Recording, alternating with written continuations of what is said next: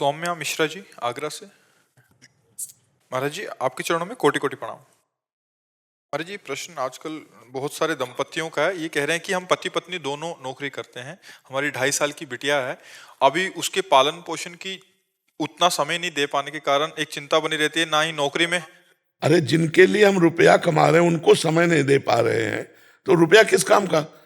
हम कह रहे हैं थोड़ा धन कम आवे लेकिन अपने बच्चों को प्यार दुलार करके अगर उनको हम सही रास्ता दिखा सके, समय निकालो।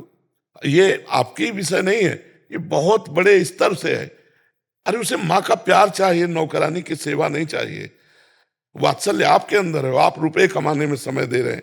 तो हमें लगता है कि ये हम नहीं कहते कि घर बैठ जाओ, लेकिन ऐसा समय का क्रम रखो कि थोड़ी देर पिता का प्यार तो थोड़ी देर माता का प्यार बच्चों को मिलना चाहिए। अगर प्यार नहीं दोगे तो कल फिर वो जो अपने स्वरूप में आएंगे तब आपको प्यार नहीं देंगे। वो जैसे जैसे सयाने होंगे वैसे वैसे आपके प्रति उनका वात्सल्य भाव ना मिलने के कारण वो भाव नहीं रहेगा। फिर आप वृद्धावस्था में आप चाहोगे कि आपको प्यार मिले तो नहीं मिलेगा। मुझे लगता है अर्थ ही सब कुछ नहीं है, प्यार भी एक अपनी सामर्थ्य रखता है। मान लो आपने माता पिता को अनाथालय में भेज दिया और हर महीने पैसे देते रहो तो क्या वो माता पिता की सेवा हो जाएगी? उनको अपने बच्चे से कम मीठी चाय भी अच्छी लगेगी। अपना बच्चा जब प्यार करेगा तो वो सुख उनको पुष्ट करेगा, ना कि पैसा या अच्छा भोजन नहीं। ऐसे ही बच्चे को माँ की गोदी के द्वारा पोषण होता है। अब नौकरी पेशा में तुम बच्चों के साथ ऐसा व्यवहार, तो किसके लिए धन कमा रहे हो? हमें तो लगता है कि समय देना चाहिए, बच्चों को अधिक से अधिक समय देना चाहिए। हाँ, अधिक से अधिक समय देना चाहिए। नौकरी पेशा यही केवल हमारा लक्ष्य नहीं है, पैसा ही लक्ष्य नहीं है। बच्चों को प्यार चाहिए। अब वो प्यार मिलेगा नहीं तो फिर वो आखिरी में जब सयाने होंगे ना तो आपके प्रति वो नफरत का व्यवहार करेंगे कि आप बर्दाश्त नहीं कर पाओगे। तो मुझे लगता है माता पिता से प्रार्थना, सब जितने भी भारतवासी या जो भी कान में सुन रहे हो, आप अपना समय अपने बच्चों के लिए निकालिए। नहीं बच्चों का भविष्य और आपका भविष्य संकट में पड़ जाएगा, आपका भी भविष्य संकट में पड़ जाएगा, क्योंकि आप जवान ही नहीं रहेंगे, आप वृद्ध होंगे, आपको प्यार की जरूरत होगी। और आपने प्यार दिया नहीं तो बच्चों से प्यार मिल ही नहीं सकता। आपका कर्म है, आपने प्यार नहीं दिया, रुपया दिया है, वो रुपया आपके सामने रख देंगे और पड़े रहिए। हम आपको समय नहीं दे सकते क्योंकि आपने समय नहीं दिया। आवश्यकता वृद्धावस्था में होती है बच्चों को समय देने की, कि बच्चे हमें समय दें, थोड़ी देर पास बैठ जाएं, थोड़ी देर हमसे प्यार से बात करें। वो करेंगे नहीं क्योंकि आपने नहीं किया अपने बच्चों से प्यार, तो वो कैसे प्यार करेंगे? मुझे लगता है करना चाहिए, समय निकालना चाहिए। रुपया या नौकरी ही सब कुछ नहीं होती। बच्चे के संस्कार जो अपनी गोद में रख के, वो नौकरानी से नहीं होंगे। नौकरानी दूध पिलाएगी, नौकरानी खवाएगी, नौकरानी रखेगी, तो बच्चा प्यार के लिए तरसता रहेगा। ये हमें ठीक कम लगता है। हमें लगता है आपको सुधार करना चाहिए अपनी दिनचर्या में कि 8 घंटे ड्यूटी में जाना है तो उसके बीच में पति को, जब वो पति ड्यूटी में तो आप दोनों एक साथ निकल गए, ऐसा ठीक नहीं है। दोनों का क्रम अलग अलग होना चाहिए और बच्चों का सानिध्य जरूर जरूर माँ पिता को मिलना चाहिए। माँ पिता को बच्चों का सानिध्य आवश्यक है क्योंकि उसी से सुधार होता है। उमेश जैन जी कनाडा से। राधा वल्लभ श्री वैश महाराज। महाराज जी आपके चरणों में कोटि कोटि प्रणाम। महाराज जी गुरु और इष्ट में दृढ़ आश्रय को पकड़ने के विषय में जो हृदय की बात कही वो अनिर्वचनीय है। एक सत्संग में आपने गुरुदेव, आपने परम पूज्य श्री भाई जी महाराज जी की वाणी का संदर्भ दिखाया, कोई समझे ना समझे सबसे हमरी समझ भली, ठाकुर नंद किशोर हमारे ठकुराइन वृषभानु लली। ये वाक्य हृदय में स्थापित हो जाए। हमारी प्रिया जी हमारी लाल जी हैं। आपने कहा कि लाडली जी पर दृढ़ भरोसा कर लो और इससे पकड़ लो। गुरुदेव श्री जी की कृपा और आपकी आज्ञा को गुरु आज्ञा मानते हुए मैंने आपकी इस बात को पकड़ लिया। आपने सत्संग में यह भी कहा कि भरोसा तो अपना होता है लेकिन संबंध गुरुदेव से मिलता है। इसी संदर्भ में आपने अपने जीवन की उस घटना का उल्लेख किया जब आपको श्री जी का वो आश्रय प्राप्त हुआ जो हृदय को पूर्ण विश्राम दे देता है। गुरुदेव कृपया बताने की कृपा करें कि क्या मुझे भी वो संबंध प्राप्त हो सकता है जिससे पूर्ण विश्राम का अनुभव। इसमें तुम्हें खास बात बताते हैं, जब कहीं का नहीं रह जाता है तब एक रास्ता दिखाई देता है, हरिशरणम। जब तक कहीं का है तब तक वो रास्ता दिखाई नहीं देता। ध्यान रखना, वो बुद्धि से नहीं है, वो पढ़ने लिखने से नहीं है। जब हर तरह देखता है अंधेरा ही अंधेरा है, कोई मेरा नहीं। मेरे जीवन में कोई नहीं है। जो इस शरीर को साधना कहे तुम्हारा वो भी गया। जब हर रास्ते बंद हो गए तब एक रास्ता खुला दिखाई दिया, हरिशरणम, दौड़ लगा दी। वो रास्ता तब तक नहीं खुला था जब तक साधना कर रहे थे, सब वो दरवाजा बंद था। जब हार गया कि अब कहीं का नहीं रह गया तो दरवाजा खुला दिखाई दिया, ये रास्ता है हरिशरणम। कभी कभी जब भाव आता है तो वही बोलते हैं तुम विश्वास कर लो, केवल प्रभु के आश्रित हो जाओ। आश्रय वाले को निश्चित भगवत प्राप्ति होती है, पर वो आश्रित हो तो कहां से हो? वो तो आश्रय देह का लिए हुए, इंद्रियों का लिए हुए, मन का लिए, धन का लिए, विद्या का लिए हुए, जन का लिए हुए। साधना तपस्या का आश्रय भी भगवत आश्रय में बाधा पहुंचा देता है। जब द्रौपदी जी को लगा कि अब कोई नहीं, तब पुकारा। जब गजेंद्र जी को लगा अब कोई नहीं, तब पुकारा। ऐसे जब प्रेमानंद को लगा अब कुछ नहीं, तुमसे भी साधना नहीं बन सकती, तो एक रास्ता मिला कि लाडली बस वो आश्रय। जैसे आपने पूछा कि आपको कष्ट नहीं होता, आपको शिकायत नहीं होती, उसी आश्रय में हम रहते हैं, हर समय आनंदित रहते हैं, हर समय अपार आनंद रहता है। अब बोल रहे हैं तो आपको दिखाई दे रहा, नहीं बोल रहे हैं, एक अपार आनंद। ये इडनी किडनी इनका कोई ध्यान नहीं रहता बच्चा। भगवदानंद जब, तो ये कोई कष्ट नहीं, एक अद्भुत आनंद, एक अद्भुत। वो खुद आप देख लो, बैठे हो, प्रश्न उत्तर क्या कोई दुखी पुरुष दे सकता है क्या? वो तो डिप्रेशन में जाएगा, वो प्रश्न उत्तर करेगा। और यहाँ एक थोड़ी प्रश्न उत्तर, यहाँ तो सुबह से चल रहा है 2 बजे से। सबको देखना, सबको प्रणाम, सबको नमस्कार, सबको प्रसन्नता देते हुए आके फिर सत्संग करना, फिर एकांती करना, सब भगवदानंद ये आश्रय से मिला। अगर साधना के लिए होते तो रोते होते। अब भगवदानंद से जो साधना बन रही, यंत्रवत, जैसे रिमोट से यंत्र चलाया जाता है, ऐसे श्री जी से चल रहा है। जैसे श्री जी चाह रहे हैं वैसा बोल रहा है, जैसे श्री जी चाह रहे वैसे, तो हम देख रहे हैं ना। और उन्हीं की प्राप्ति होनी थी, और उन्होंने जब अपने हाथ में भार ले लिया तो हम निश्चिंत हो गए। काहू के बल भजन को, काहू के आचार, व्यास भरोसे कुंवर के, सोवत पांव पसार। अब निश्चिंत हो गया, अब भरोसा पक्का हो गया। समझ रहे? वो कब हुआ? जब किसी काम के नहीं रह गए। हरि को कब द्रौपदी ने पुकारा? अब आखिरी था वस्त्र का झटका। गजेंद्र ने कब पुकारा? अब आखिरी था, एक ही झटका और डूब के मर जाना। अब आखिरी था। विचार किया कि ब्राह्मण के घर में जन्म हुआ, ब्रह्म ऋषि के कुल में, बड़ा पवित्र व्यवहार, जहां बचपन से गायत्री अनुष्ठान और फिर सन्यास, वो काम तो उधर पूरा हुआ। लेकिन लाडली जी का जो मार्ग है, ये 18-20 वर्ष पहले की बात, वो ऊंचाई जो वो तो नहीं हुई ना। जो वो दशा में जरा चित्त जोड़ के देखो कि भीषण कष्ट है और कोई रखने के लिए तैयार नहीं है, भोजन नहीं है, कोई पानी देने वाला नहीं। तब एक रास्ता मिला लाडली जी का, और वो रास्ता मिला तो निहाल कर दिया। अब आप देखो, तो भगवान का आश्रय हमको जिलाए है, भगवान के आश्रय से सब कुछ हो रहा है। बस वो आश्रय तब होता है, सुनेरी मैंने निर्बल के बल, ये आना चाहिए, ये स्थिति आनी चाहिए। सुनेरी मैंने निर्बल के बलराम, अपबल तप बल और बाहुबल, चौथो बल है दाम, सूर्य किशोर कृपाते सब बल, हारे को हरिनाम, सुनेरी मैंने निर्बल के बल। वो निर्बल स्थिति आ जाती है। चिल्ला चिल्ला के रोए थे, अब जीवन का क्या? और लाडली जो आप मिली नहीं तो जीवन का क्या? वो उस समय जो आर्त भाव था, उसी ने श्री जी के चरणों तक बिल्कुल सीधा रास्ता खोल दिया। और वो खुलता ही तभी है जब कोई अन्य आश्रय न हो। अब वो कैसे, वो भगवान विधान बनाते हैं, वो भगवान बनाते हैं। गुरु जी, जैसा हूँ आपकी शरण में प्रभु। हम सब बता रहे, डिब्बे में कोई ताकत नहीं होती, ताकत तो इंजन में होती, लेकिन इंजन से ज्यादा डिब्बा ढो के ले जाता है, नहीं ले जाता है।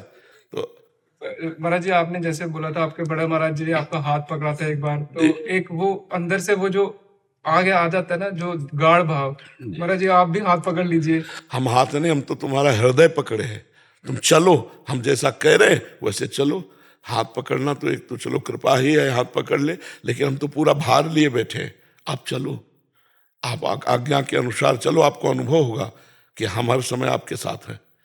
आज्ञा का उल्लंघन करोगे तो समझ में नहीं आएगा, आज्ञा का पालन करोगे तो हरि गुरु हर समय साथ रहते हैं, ये अनुभव होगा। और यही अनुभव होना हाथ पकड़ना है, नहीं जी। महाराज जी, जब आज्ञा का उल्लंघन होता है तो बड़ा दर्द होता है कि अपन ने गलत। हाँ बिल्कुल, तो यही सुधार कर देगा। वो जब इतना गलत हमें बुरा लगने लगेगा कि ऐसा लगेगा क्या करूं, जी महाराज जी।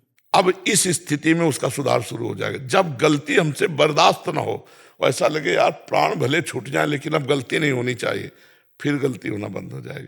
जब हम गलतियों को असहनीय मान लेते हैं तब वो दूर हो जाती है। और जब गलतियों में सुख बुद्धि रखते हैं कि गलत तो है पर आनंद है इसमें, तब तक हम नहीं छोड़ सकते। जब असहनीय हो जाएगा कि अब नहीं, उसी समय छूट जाएगा। ये पक्की बात समझ लो जी। शियांशु राय जी।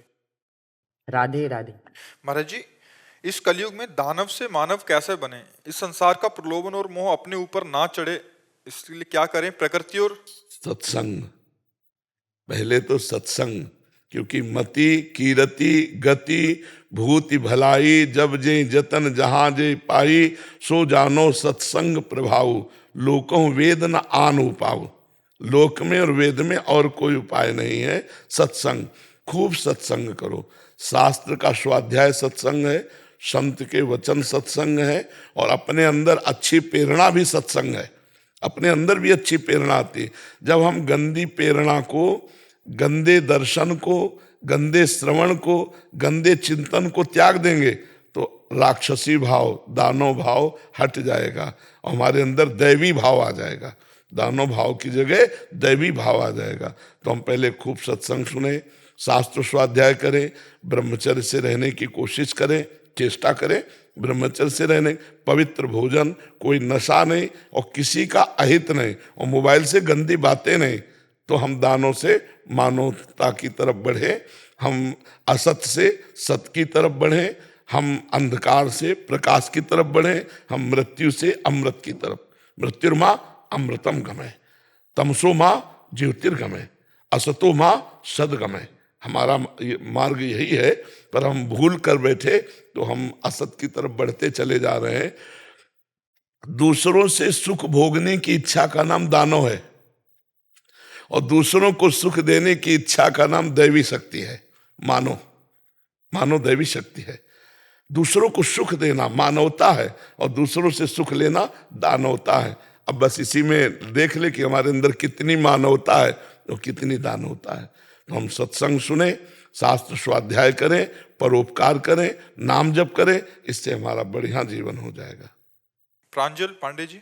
राधे राधे गुरु जी। राधे राधे महाराज जी। महाराज जी, मैं जीवन में कोई भी कार्य करता हूं तो शुरुआत में बहुत मन लगता है, पर उसके बाद उस काम को हम लगातार नहीं कर पाते और मन नहीं लग पाता। तो इसको लगातार निरंतर करने की एकाग्रता परम सिद्धि होती है।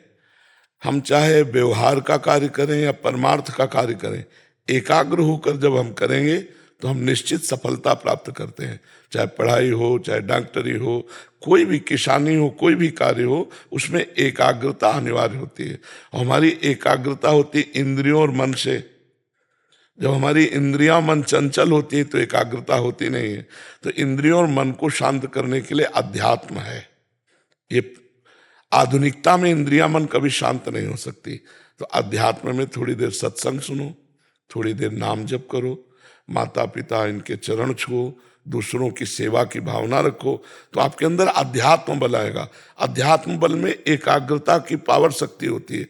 वो जिधर अपने चिंतन को लगाएगा उधर चिंतन बढ़ता चला जाएगा, चाहे वो सांसारिक हो चाहे वो भागवतिक हो। एकाग्रता एक पूंजी है और वो अध्यात्म से ही मिलती है। तो थोड़ी देर अगर आप व्यायाम करें, 15 मिनट प्राणायाम करें, इसके बाद शांत होकर के 10 मिनट किसी एक बिंदु को नेत्रों से देखें, इसे त्राटक क्रिया कहते हैं। किसी भी एक बिंदु पर अब आंसू गिरेंगे, आंख में जलन सी लगेगी, पर ये एकाग्रता रूपी धन आपका पूर्ण रूप से संचित होने लगेगा। आप जिधर लगाओगे चिंतन उधर चिंतन जाएगा। जिस कार्य को करोगे बड़े मनोयोग से करोगे। 10 मिनट किसी भी एक बिंदु को ऐसे रख लिया और हटाया नहीं, 10 मिनट राधा राधा अंदर जपते हुए, तो इससे आपकी एकाग्रता पुष्ट हो जाएगी। नाम जप, सत्संग, थोड़ी देर आसन, थोड़ी देर प्राणायाम, इससे पवित्र शरीर स्वस्थ और बुद्धि एकाग्र होने लगेगी। आहार पवित्र हो, कोई नशा ना करो और ब्रह्मचर्य से रहो जब तक ब्याह ना हो, तो एकाग्रता रूपी धन आ जाएगा। अब जो छोटे छोटे बच्चे गंदी गंदी बातें करते हैं, उनकी स्मृति शक्ति डाउन हो जाती है, उनकी अध्यात्म शक्ति है नहीं, तो जो व्यवहार के लिए शक्ति चाहिए वो ब्रह्मचर्यहीनता में चली जाती है, इसलिए वो बेकार जीवन हो जाता है। 1 साल से आपको सुन रहे हैं तो काफी इम्प्रूव मतलब बेहतर हुआ है। हाँ, सुधार। तो ब्रह्मचर्य, पुष्टता, प्राणायाम, आसन, थोड़ी देर दौड़ भाग शरीर को जरूरी है, पवित्र आहार और 10 मिनट एकाग्रता। जैसे मान लो हम हाइलोजन पे करें, तो अगर आंख की शक्ति कमजोर है तो इस पे ज्यादा देर नहीं चाहिए। हमने तो प्रारंभ में सूर्य उगते हुए सूर्य पर सूर्य उदय हो रहा है जैसे जैसे, तो ऐसे तो उससे आप खुद, ये हम अनुभव की बात करें, खुद आप देखना, सब कोई जिसे एकाग्रता चाहिए 10 मिनट किसी एक बिंदु पर लगाना दृष्टि। अब जैसे थक गया और आंसू बह रहे हैं तो आप फिर एकदम खोल लो, 10 मिनट ऐसा अभ्यास करो, फिर हमें बताना कि आपकी एकाग्रता लगती है कि नहीं। जिधर लगाओगे उधर ये एकाग्रता हो जाएगी। ठीक है। सुरभि जी इंदौर से। राधे राधे। राधे राधे महाराज जी। महाराज जी, जीवन में चुनौतियों का सामना करना या बाधाएं आए तो उस समय हम कैसे उसको हैंडल करें, आप इसमें क्या एडवाइस करेंगे? भगवान का चिंतन करते हुए, हृदय में भगवान का आश्रय रख करके, किसी भी विपत्ति या परिस्थिति में जब आप भगवान से रास्ता पूछेंगे तो आपको अंदर ही उत्तर मिल जाएगा। पर हृदय से भगवान का आश्रय हो और नाम जप चल रहा हो। अगर नाम जप चल रहा तो कोई विपत्ति है ही नहीं, कोई दुख है ही नहीं। कहा हनुमंत विपत्ति प्रभु सोई, जब तो सुमिरन भजन न होई। जिस क्षण भगवान का भजन नहीं होता, सुमिरन नहीं होता, वही विपत्ति है।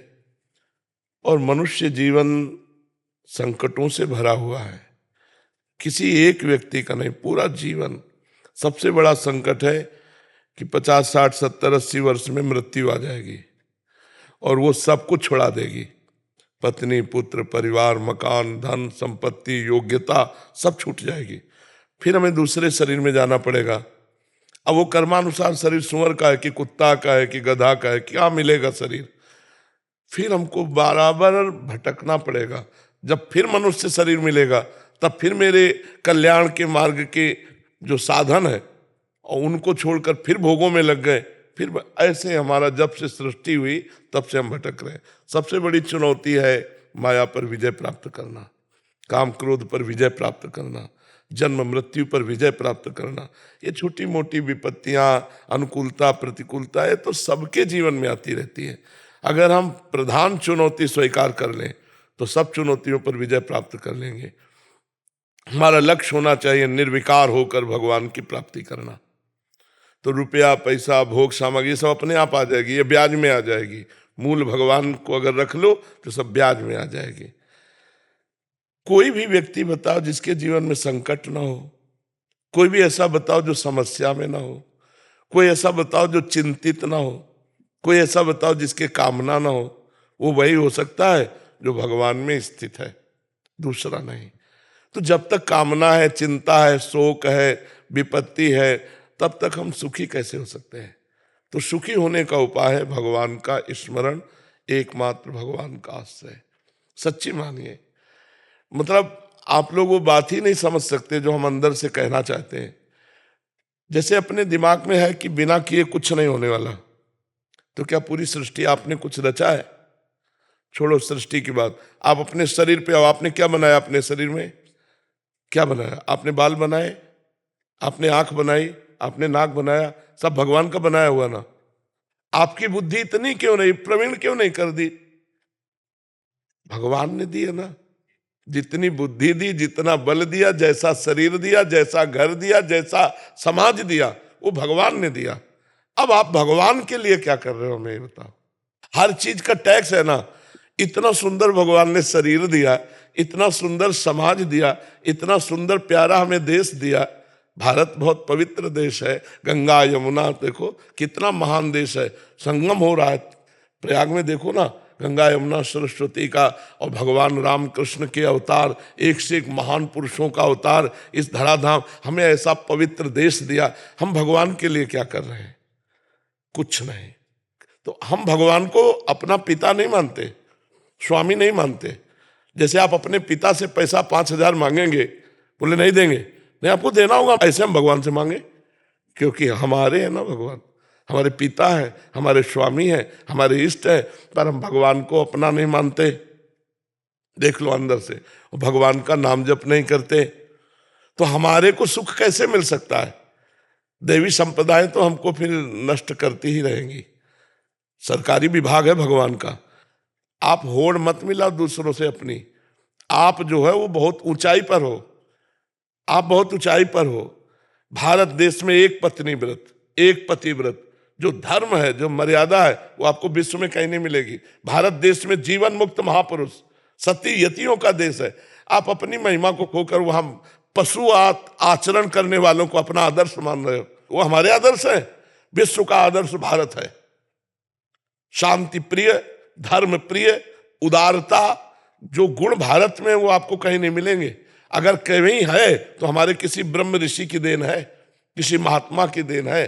तो हमें लगता है चुनौती, विपत्ति, इनसे हम तभी विजय प्राप्त कर सकते हैं जब भगवान का आश्रय हो, धर्म का आश्रय हो, नाम जप हो, तो हम अपने आप विजय प्राप्त, हमारी बुद्धि इतनी पवित्र होगी। जैसे बच्चे ने पूछा कि चुनौती, तो हमारे सामने चुनौती है। हम हर स्थिति में जब तक श्वास है अपने मालिक का जस गाएंगे और अपने मालिक की गुलामी करेंगे और जय बोलकर शरीर छोड़ देंगे। उनका जय बोलकर शरीर बोले। हम पराजित नहीं है, हम पराजित नहीं है। अगर हम प्रभु की शरण में ना हो तो पराजित हो जाए। अगर हम भगवान से जुड़े हैं तो हर कष्ट सह सकते हैं, भगवान से जुड़े हैं तो हर परिस्थिति को झेल सकते हैं। अगर भगवान से नहीं जुड़े तो फिर नहीं, फिर तो पतन ही पतन है। जैसे अथाह समुद्र में पड़ जाए तो मरना ही मरना है, फिर कोई बचना नहीं। और अगर जहाज का सहारा मिल गया है, जल जहाज का, तो हम निकल जाएंगे। भगवान के चरणारविंद है जल जहाज, और ये संसार है अपार समुद्र। भगवान के चरणों का आश्रय मिल गया तो कैसे तुम्हें बताएं, वो आगे से आगे व्यवस्था किए रहते हैं, वो प्रतिपल हमें सुख देते रहते हैं। नहीं, शारीरिक दुख के आगे फिर और कोई दुख नहीं होता। हर दुख हम सह सकते, लेकिन शरीर की पीड़ा 1 दिन 2 दिन नहीं, जब तक जिएंगे तब तक। ये चुनौती ऐसी है, जब आखिरी श्वास होगी तभी इससे छुट्टी मिलेगी। तो हमें हर मुसीबत से लड़ने का, हम अपना उदाहरण इसलिए अहंकार पूर्ण नहीं इसलिए देते हैं कि आपके सामने है।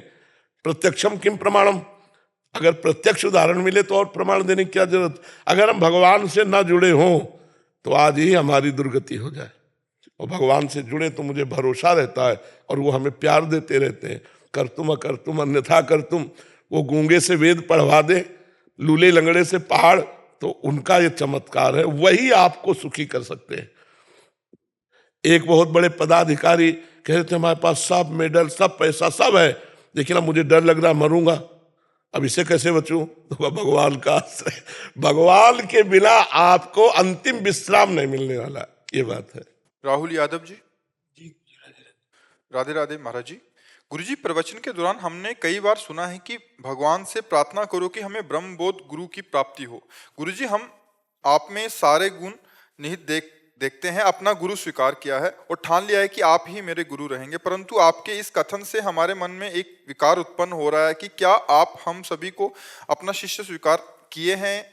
देखो बच्चा, हमारी स्वीकृति से कुछ नहीं होता, आपकी स्वीकृति से होता है। आप स्वीकृति ना करो, आप हमारी बात ना मानो, तो हमारे कहने से आपका कल्याण नहीं हो जाएगा, आपकी स्वीकृति से कल्याण होगा। इसका उदाहरण है, जब एकलव्य जी द्रोणाचार्य जी के समीप गए और कहा कि मुझे शिष्य रूप में आप स्वीकार करें, मैंने आपको गुरु रूप में स्वीकार कर लिया है, तो उनका मैं शिष्य तो नहीं स्वीकार कर सकता, क्योंकि राजकुमारों का यहाँ धनुर्विद्या का अध्ययन कराते हैं, हम तुमको थोड़ी रखेंगे राजकुमारों के सामने, और एक तरह से तिरस्कार कर दिया।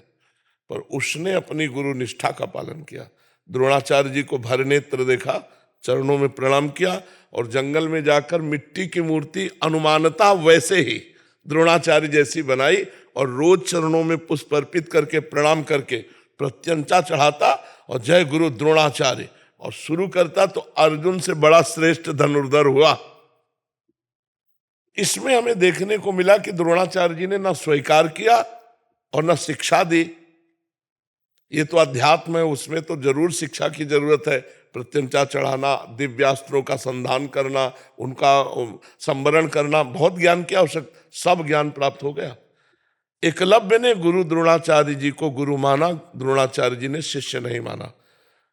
तो गुरु के माने शिष्य नहीं, शिष्य के माने गुरु है। यदि आप अपनी निष्ठा में परिपक्व हो तो हम कह दें हम नहीं जानते, तुम्हें नहीं मानते, तो भी आपको परम कल्याण की प्राप्ति हो जाएगी। गुरु को पता भी नहीं चलेगा और शिष्य ऊंचाई पर चला जाएगा। जैसे द्रोणाचार्य को पता नहीं था कि एकलव्य इस कोटि का धनुर अभ्यास कर चुका है। अर्जुन आशीर्वाद प्राप्त थे, लेकिन आश्चर्यचकित हो गए एकलव्य के हस्त लाघव को देख करके। तो हमें लगता है कि हमें एकाकी प्रेम करना चाहिए गुरु से। आप हमें प्यार करते हैं कि नहीं, ये आपका विषय है, लेकिन मैं आपको प्यार करता हूं, करता ही रहूंगा, ये हमारा विषय है। हमें इसमें आपकी सहमति की जरूरत नहीं है कि मैं आपसे प्यार करूं क्या, तो एक कच्चा प्यार है। सच्चा प्यार है आप मेरा तिरस्कार कीजिए और मैं आपका प्यार करूंगा और आजीवन आपको ही करता रहूंगा। जैसे पार्वती जी, कोटि जन्म लग रगर हमारी, बरौं शंभुनता रहो कुमारी। करोड़ जन्मों तक मैं यही आराधना साधना करूंगी कि भगवान शंकर मेरे पति हों, नहीं तो हर बार कुंवारी रहूंगी, किसी और को पति रूप में वरण नहीं कर पाऊंगी। ये है निष्ठा। अगर हमें निष्ठा चाहिए तो अपनी निष्ठा चाहिए, सामने से नहीं। हम आपको प्यार करते हैं या तिरस्कार करो आप या प्यार करो, वो आपका विषय। मैं आपको प्यार करता हूँ। समझ पा रहे बच्चा? आकाश कुमार तिवारी जी। राधे राधे गुरु। महाराज जी आपके चरणों में कोटि कोटि प्रणाम। महाराज जी, राधा रानी की कृपा से और आपकी कृपा से जब से आपकी वाणी सुन रहा हूं, मैंने राधा नाम को अपना जीवन मान लिया है और एक जीवन में सकारात्मक बदलाव आए हैं। पहले जो मन हर समय सांसारिक माया को प्राप्त करने के बारे में सोचता था, वो आज इस सोच में परेशान है कि मुझे इसी जन्म में भगवत प्राप्ति कैसे हो और अगला जन्म ना लेना पड़े। गुरुजी, अब स्थिति ऐसी है कि कभी कभी ऐसा लगता है कि जो नित्य पाठ आदि करता हूँ उसकी जगह केवल नाम जप ही करूं। महाराज जी, क्या ऐसा करना सही होगा? हाँ, अगर ऐसी लगन लग जाए तो केवल इसी से काम हो जाएगा, इसी से हो जाएगा। जब नाम की प्रियता बढ़ती है तो सब हटने लगता है, अपने आप हटने लगता है। जैसे हाँ, वो लगता है कि जब खास बात यही है तो इतनी देर हम और जगह मन क्यों लगाएं, नाम में ही लगाएं। मन थोड़ा डरता है गुरु जी की सुबह, मतलब हनुमान चालीसा, हनुमान जी की आरती, नवग्रह स्तोत्र, इन सब में भी सुबह के नित्य पूजा में हमारा जो है ये रहता है। अभी समझ नहीं आई और स्वाद नहीं मिला, दोनों बातें हो जाएंगी तो फिर ये सब हट जाएगा। समझ आ जाएगी कि वही राधा है, वही हनुमान है, वही राम है, वही कृष्ण है। तत्व तो एक है ना, परमात्मा तत्व एक है, उसके नाम अलग है। आप राधा राधा जपोगे तो हनुमान जी गुस्सा थोड़ी हो जाएंगे, नवग्रह गुस्सा थोड़ी हो जाएंगे। और एक है साधे सब सधे और सब साधे सब जाए। जब हम एक में लग जाए और जब स्वाद आ गया तो फिर नर्क स्वर्ग अपवर्ग आस नहीं त्रास है। फिर नर्क स्वर्ग की कोई परवाह नहीं रहती और मस्ती से भजन शुरू हो जाता है, तब उसे प्रेम की प्राप्ति होती है। तो डरो मत, निडर हो जाओ। ये निडर होने का मार्ग है, इसमें डर नहीं। जब तक आपकी आस्था रहे तब तक आप करते रहो। जब आपको ऐसा लगे कि अब राधा नाम में प्रीति हो रही, राधा राधा राधा, सब ठीक हो जाएगा। महाराज जी, प्रारंभिक साधक भी इस वाक्य को सुनेंगे तो महाराज जी आपके द्वारा ही दिया हुआ कुछ नियम भी होता है कि जैसे 84 जी पाठ करना है, तो नाम और इसका फल होगा कि वो जैसे तन्मय हो रहा है। अब जैसे हमारा मन इस समय मंत्र में लग रहा है, हमारे पाठ का समय तो छोड़ दो पाठ, चुपचाप मंत्र में लगो। मन लग रहा है तो जहां लग रहा है वहां हटाने की जरूरत। अब हमारा मन पाठ में लग रहा है और मंत्र जपने का समय तो हम पाठ में लगेंगे, क्योंकि मन लग रहा है, हमको उसको सपोर्ट करना है। वो तो लग रहा है और उसे सपोर्ट कर दिया तो बहुत अच्छा पाठ हो जाएगा, बहुत अच्छा जप हो जाएगा। अब मन कह रहा जप करो करो पाठ, तो स्वाद नहीं बन पाएगा। तो मन जिधर लग जाए हाँ, विषयों की तरफ मन जा रहा है तो उसे घसीट के लाओ भगवत स्वरूप में। लेकिन भगवान के इसी अभ्यास में, या तो पाठ में लग रहा है, अब मान लो सेवा में मन लग रहा है तो हम सेवा में लगा रहे हैं, जप में लग रहा है तो जप में लगा रहे हैं। अब जैसे वाणी का आवेश है, वाणी का वेग आ गया, अब गाने में लगेगा, अब जपने में नहीं लगेगा। तो उस समय साधक को देखना चाहिए कि गाने का मन है तो हम 84 जी गा रहे हैं। अब वाणी का वेग शांत हो गया है, अब बोलने की इच्छा नहीं, अब बोलोगे तो अच्छा नहीं रहेगा, मन प्रसन्न नहीं रहेगा, तो अब जप में लग जाओ। आंतरिक मन की स्थितियों को देखना चाहिए, उसके अनुसार चलना चाहिए। और महाराज जी आपने बताया था कि जैसे शादी के पहले बहुत सारी फोटो देखते हैं हाँ हाँ और शादी के बाद एक की, तो मैं 2 महीने से आपको देख रहा हूँ, तो मैं जिस भी मंदिर जाता हूँ तो मैं अब सिर्फ राधा राधे ही करता हूँ, जी क्योंकि हरि ही हर हैं और सब मेरे को काफी 28 नाम मैं बार बार जपता हूँ, जी जी क्योंकि मेरा मन 28 नामों में याद हो गया। उसमें बस एक ये था कि जो पूर्ण चंद्र विभानना है, जी वो पूर्ण चंद्र विभानना है या पूर्ण चंद्र निभानना है, क्योंकि पूर्ण चंद्र विभानना होता है पूर्णिमा की चंद्रमा को सुशोभित करने वाली, जी। वो निमानना है या विभानना है? पूर्णचंद्र विभानना। विभानना, और पूर्णिमा की चंद्रमा को सुशोभित करने वाली पूर्ण चंद्र विभानना। और आनंद का मतलब मुखारबिंद होता है। पूर्णचंद्र निभानना, हाँ, आनंद का मतलब मुखारबिंद होता है, जिनका पूर्ण चंद्रमा के समान मुखारबिंद प्रकाशित हो रहा है, तो पूर्णचंद्र निभानना में भी आता है। जिनका मुख चंद्र तेजोमय चंद्रमा के समान, आनंद मुख की आभा, जिनके मुख की कांति, जिनके मुख की शोभा पूर्ण चंद्रमा, पूर्णिमा के चंद्रमा की कांति के समान। और उसका क्या तुमने कहा, पूर्ण चंद्र विभानना का? पूर्णिमा की चंद्रमा को सुशोभित करने वाली। नहीं, पूर्णिमा के चंद्रमा को सुशोभित करने वाला अर्थ नहीं बनता। जिनके श्रीमुख की कांति की आभा पूर्ण चंद्रमा की कांति के समान, पूर्ण चंद्र निभानना, आनना माने मुख, आनंद माने मुख होता है। वो इसलिए आया क्योंकि आपने जब ये जाप बताया था तो नीचे कमेंट्स में बहुत लोगों ने विभानना लिख रखा था, उसमें कंफ्यूजन हो गया। ऐसे वैसे हमने बोला निभानना ही है शायद, निभानना पूर्णचंद्र निभानना है, निभानना है, हाँ पूर्ण, क्योंकि जो हमने लिया है वो राधोपनिषद से लिया है, राधोपनिषद है एक, उससे लिया हुआ ये रासेश्वरी रम्या कृष्ण मंत्रा मंत्रादि देवता सत्या सर्वाद्या सर्वज्ञा वृंदावन विहारिणी वृंदा राधा रमा अशेष। बहुतों को याद हो गए, तो बहुतों को याद है। कृष्ण श्री कृष्ण वल्लभा कृष्णानुसुता सत्या सत्यपरा सत्यभामा। अच्युतानंद कुमार जी, महाराज जी आपके चरणों में कोटि कोटि प्रणाम।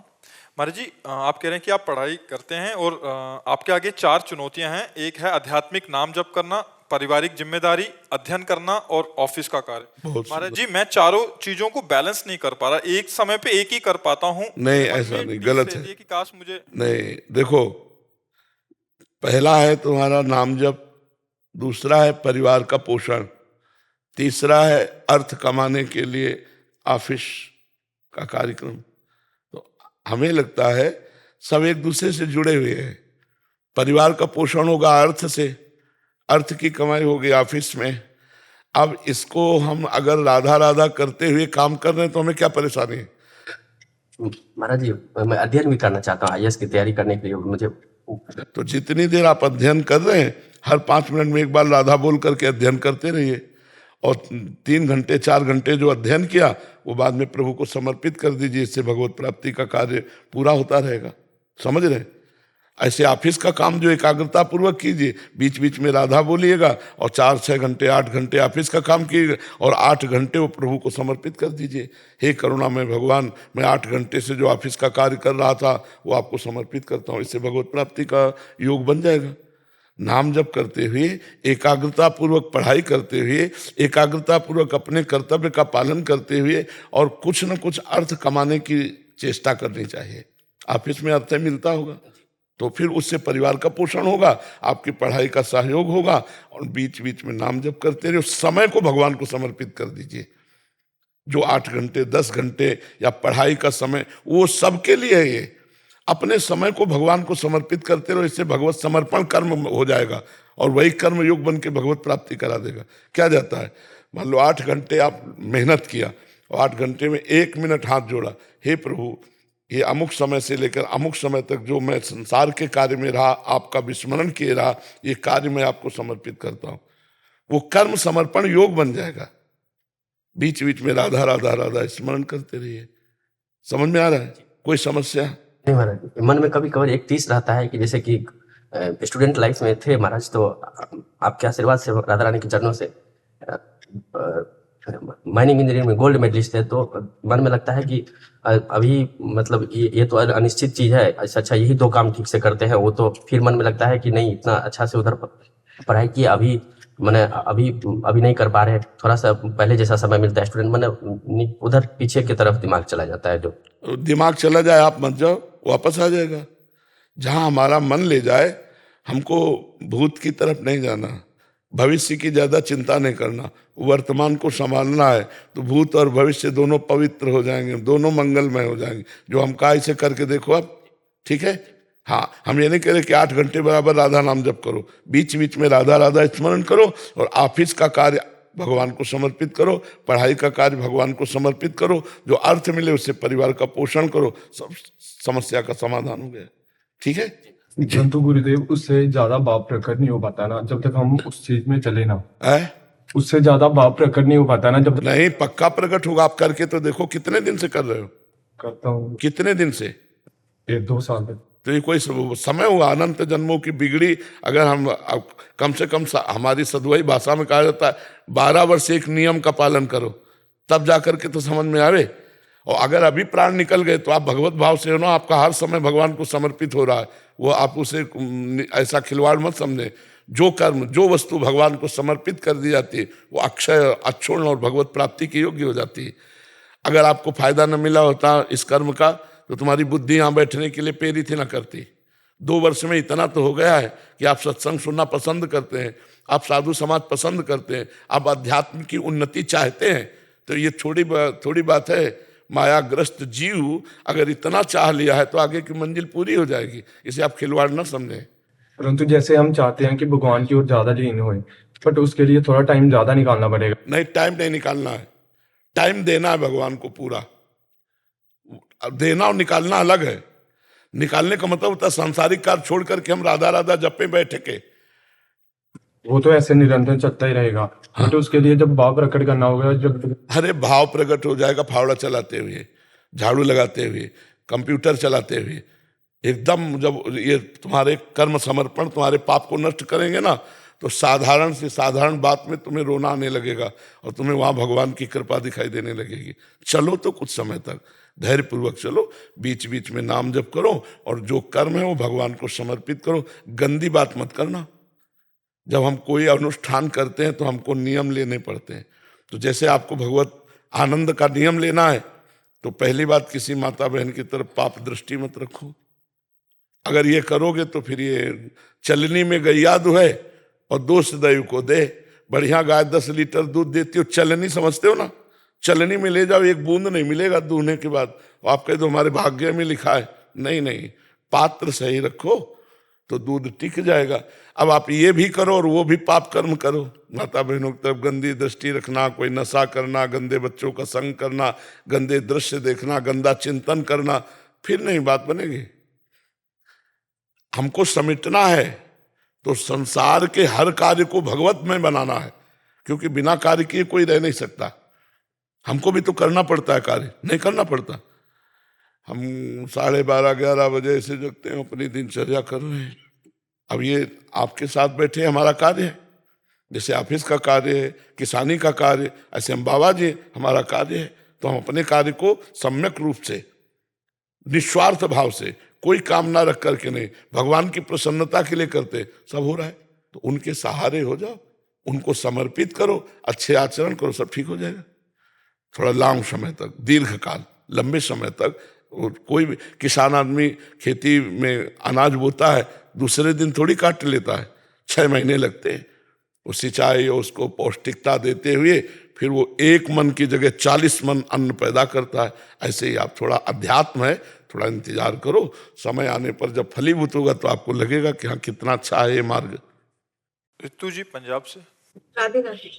महाराज जी, सभी उन्हीं की इच्छा से हो रहा है, तो उसका फल हमें क्यों भुगतना पड़ रहा है? जब सब तुम अपनी इच्छा पर करना बंद कर दो, तुम्हें भोगना बंद कर हो जाएगा। किसका पर? तो हाँ, अपनी इच्छा बंद कर दो। अपनी इच्छा से करोगे आचरण तो उनका भोग तो तुम्हें भोगना पड़ेगा। तुम भगवान की इच्छा से चल रहे हो कि अपनी इच्छा से? तुम्हारी इच्छाएं है?